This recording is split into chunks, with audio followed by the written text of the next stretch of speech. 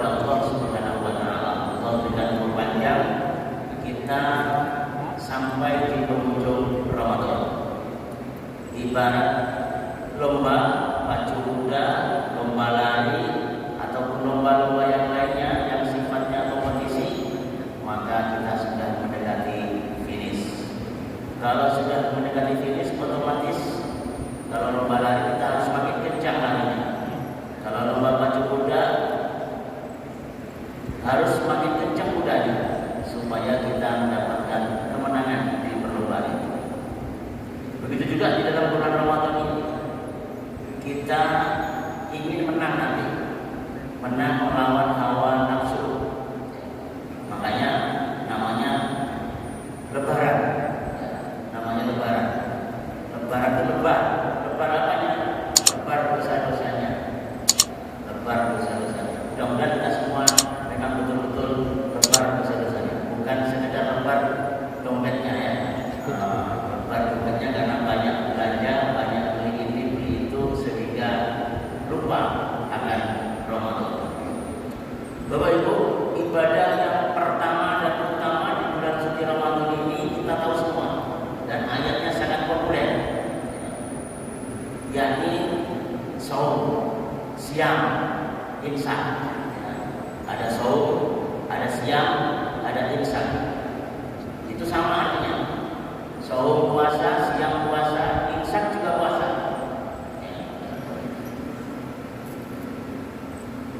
Lalu puasa ini termasuk rukun Islam yang ada yang mengatakan yang ketiga, ada yang mengatakan yang keempat. Terserah yang mau yang mana. Ya, pokoknya rukun Islam salah satunya. Tapi yang umum rukun Islam yang ketiga. Di mana kata Rasulullah, puasa itu adalah benteng. As-saum junnatul lil mu'minin. Puasa itu adalah benteng bagi kaum mukmin atau tembok. Kalau syahadat itu pondasi, sholat itu tiang, maka temboknya itu puasa. Zakat itu lubang-lubang yang ada di rumah, entah itu lubang angin, lubang air, atau sirkulasi udara yang lainnya.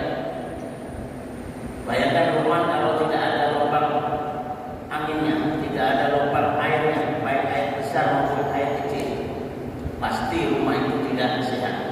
Maka segera Bapak Ibu yang belum menjalankan bayar zakat fitrah, segera.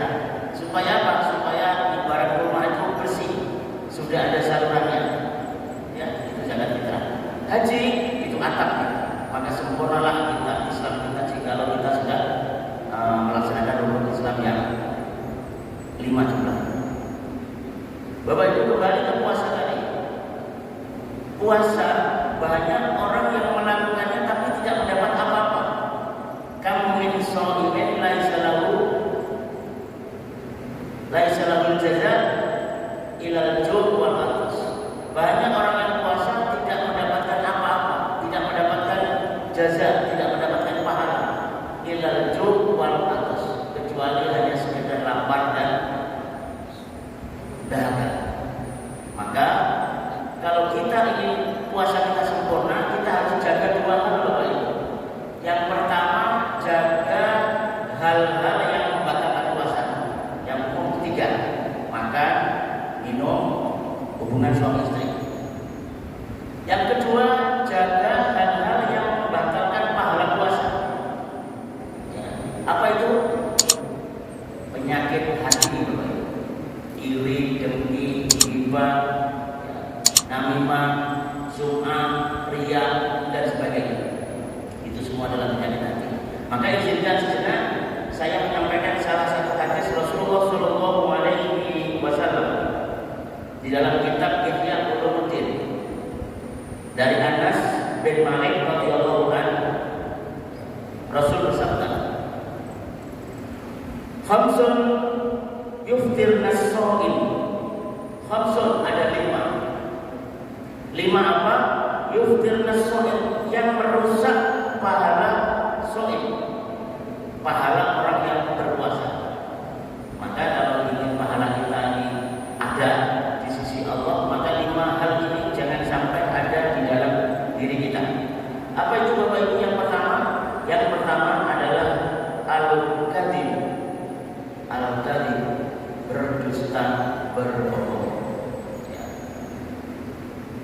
Ini harus kita hindari. Dan berdusta berbohong ini termasuk kalau kata Rasulullah salah satu tanda orang munafik. Ya. Ayatul munafiki salah satu tanda orang munafik itu ada 3. Maka kalau kita ingin dicap oleh Allah bukan munafik, idza hadasa kadzaba. Jikalau berbicara berbohong harus kita jauhi. Kalau tidak bisa berbicara baik, awliyasmut. Ya. Fakul khairan awliyasmut. Berkatalah yang baik. Kalau tidak bisa diam, maka itu lebih besar pahalanya. Maka dalam puasa ini, puasalah lisan kita. Jangan mudah menceritakan aib orang, menceritakan keburukan orang. Kalau keburukan itu memang benar-benar terjadi, kita ceritakan, maka itu namanya ghibah. Tapi kalau kita ceritakan kejelekan seseorang padahal orang itu tidak jelek, maka itu namanya fitnah. Lebih besar mana dosa? Lebih besar fitnah. Al-fitnatu asyaddu minal qatl. Fitnah itu lebih kejam daripada pembunuhan. Ghibah saja dilarang, apalagi fitnah. Maka kita jaga lisan kita, jangan sampai kita berdusta, berbohong, apalagi di bulan suci Ramadan. Kenapa? Karena akan merusak pahala saum kita, pahala siang kita. Mudah-mudahan kita bisa menjaganya. Yang kedua Bapak Ibu, yang bisa merusak pahala puasa, puasanya sah, tapi tidak mendapatkan nilai, tidak mendapatkan pahala di sisi Allah. Yang kedua adalah wal ghibah, menggunjing wal ghibah, membicarakan keburukan orang lain. Jadi hampir sama dengan wal kadhib tadi, artinya berdusta. Bapak Ibu jamaah rahimahullah, ghibah ini sangat sulit untuk kita hindari. Kenapa? Karena yang dibicarakan itu nyata. Yang dibicarakan itu bukan kebohongan, tapi kenyataan. Memang orang itu benar-benar jahat, benar-benar tidak baik. Tapi kita ceritakan, padahal Allah bisa jadi menutupi aib orang itu, tapi kita telah membukanya. Maka orang yang membuka aib orang, maka Allah akan membuka aib kita. Kalau tidak di dunia, pasti aib kita di akhirat kelak akan dibuka oleh Allah Subhanahu wa taala. Yang ketiga, wan namimatu. Namimah, adu domba. Seseorang yang sudah baik-baik, sudah silaturahim antara si A dan si B, jangan sampai kita menjadi provokator. Ya, kita tidak senang ada saudara kita yang bersaudara, maka kita kompori. Inilah namanya namimah. Kita fitnah saudara kita supaya mereka bertengkar, supaya mereka bercerai. Ya. Suami istri sudah baik-baik, ya. Kita adu domba supaya bercerai. Karena kita tidak suka dengan keluarga itu, maka kita usaha untuk bercerai. Maka ini namanya namimah. Kita hindari sifat namimah ini.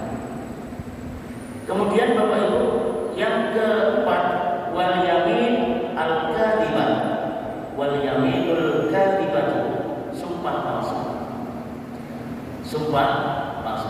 Dan biasanya orang yang sumpah palsu adalah orang yang ketahuan berbuat jahat, atau orang yang sedang berjualan, berdagang.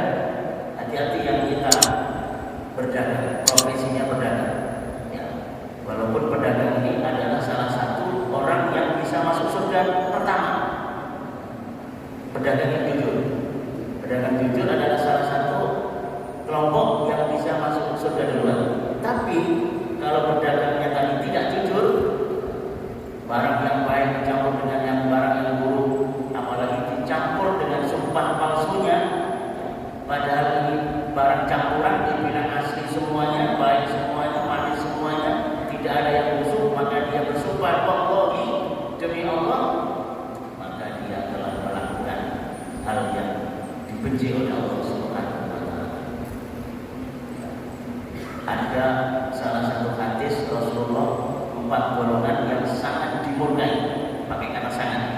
sangat dimurkai. Salah satunya adalah al-bayya'ul halal, pedagang yang suka bersumpah.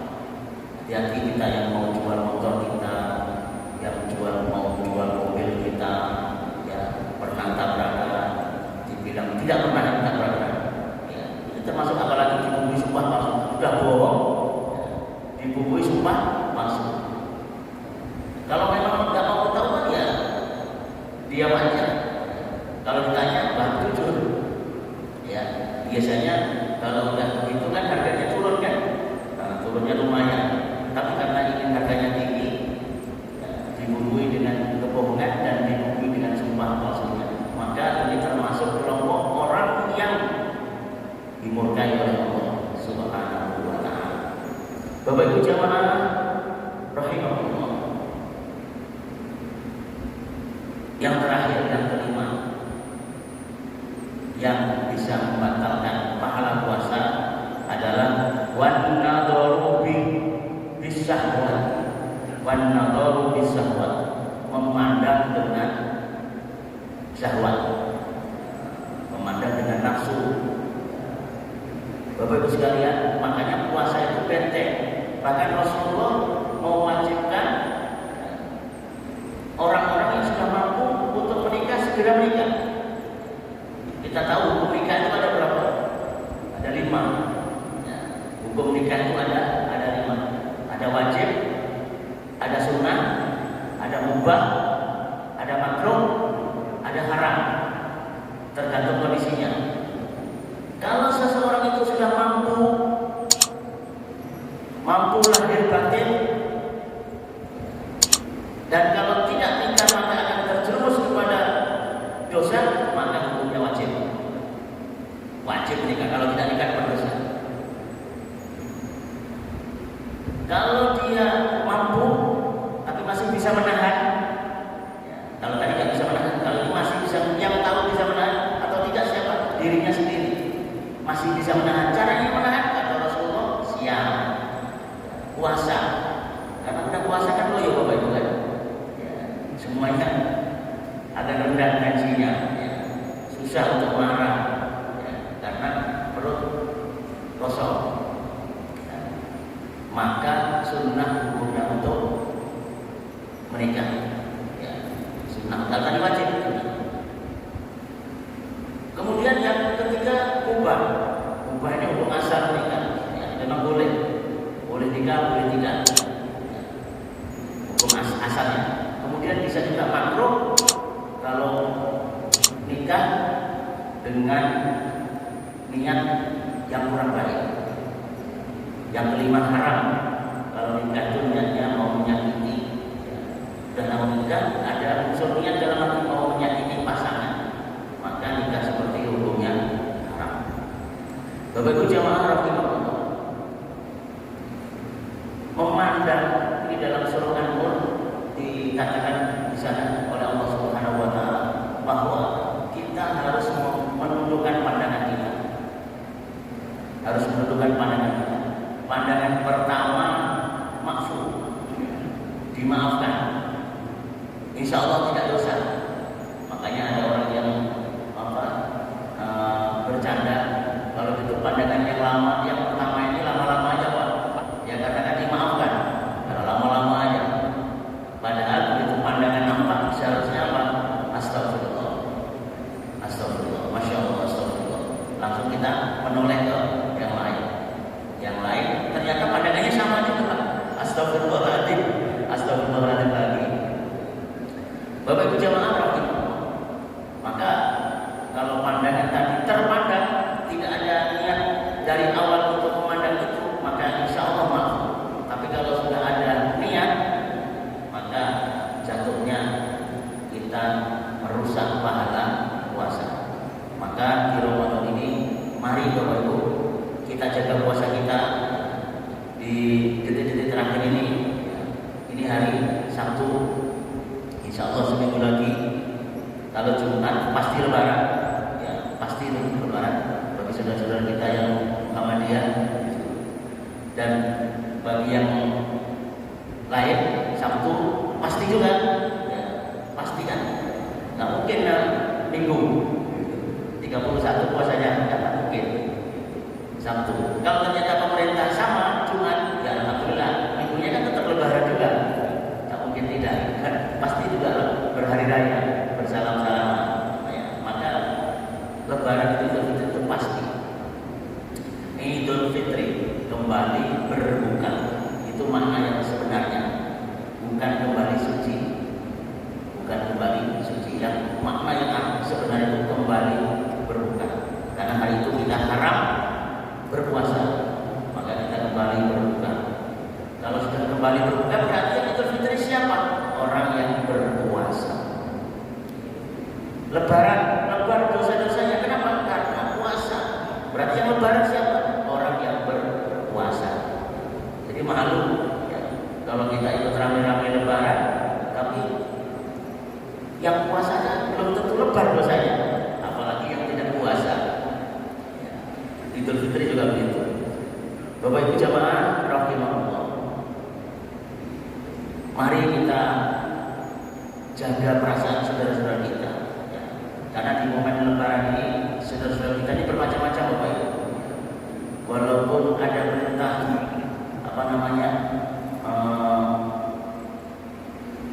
untuk menceritakan nikmat, tapi menceritakan nikmat itu bisa jadi bikin orang marah, bikin orang ya sakit hati. Ya. Yang terima THR ya jangan lagi share-share di medsos gitu kan, karena bisa bikin sakit hati yang tidak terima THR. Maka kita harus saling menjaga perasaan saudara-saudara kita. Ya, momentum ini Lebaran juga gitu. Ya, kita jaga perasaan saudara kita. Kalau yang banyak rezeki, banyaklah bersedekah sehingga saudara-saudara kita bisa menikmati. Makanya bayar zakatnya segera sehingga tanggal 27 Ramadan, 28 Ramadan bisa segera dibagikan. 29, 30, 1 Syawal saudara-saudara kita bisa menikmati zakat fitrah ya, yang Bapak Ibu bayarkan. Tapi kalau Bapak Ibu membayarnya sebelum sholat Id, maka susah membagikan. Ya, kapan membagikan lagi? Sehingga zakat fitrah itu belum bisa dinikmati oleh saudara-saudara kita. Inilah yang bisa saya sampaikan Bapak Ibu. Mudah-mudahan kita semua akan mendapatkan kemenangan di sisi Allah Subhanahu wa taala. Dosa-dosa kita diampuni oleh Allah Subhanahu wa taala. Kita kembali berbuka, puasa kita diterima oleh Allah. Malam-malam ini mari kita isi dengan memakmurkan masjid, kita isi dengan qiyamul lail, iktikaf.